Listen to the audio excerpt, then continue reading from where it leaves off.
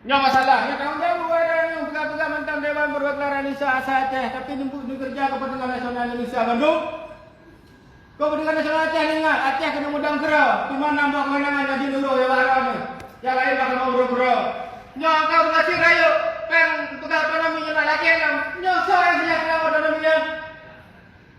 Presiden Indonesia yang utang ke Batina untuk yang iabi ekonomi kaya. Dia bukan tanpa sadar. Lahir itu langsung melakukan. Itu pasal pada jawaban terhadap ekonomi Aceh dan jelas disebutkan. Dan dapat ekonomi Sino Duku. Baik ekonomi jelas disebutkan Aceh berhak mengerjakan melalui utang luar negeri. Tanpa tersadari, tanpa ada utang, tanpa ada upeng, tapi utang tanya manduk masa Aceh saduk manduk. Mana lahir mana utang. Kamu utang kerja di mana? Ada juga bandara beraya.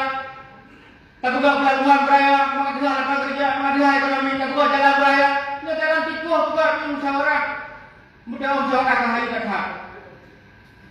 Aceh tak ulang leh, Aceh sama mereka dia berpersen sesuai yang mayu. Nyai boleh kerja, yang naik je Aceh bangai ke rupiah nak boleh tu boleh. Undang-undang berapa boleh, mana boleh leh. Makanya macam tunggu mungkin dia pertemuan akan mengumpul barang. Karena DPR ini akan menjauh pegang undang-undang macam 40 kamu.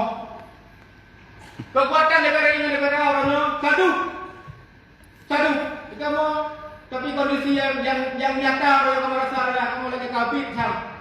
Pernah kamu kabit pejabat politik di daerah. Enak macam memang mungkin ibadah kunjung anak teratur apa yang bayar karena mungkin untuk ukur dan sesuaikan mungkin dia berjalan sesuai dengan mau mana berjalan. Maka lagi tunggu rapat bukan benar. Dia preh-preh tu.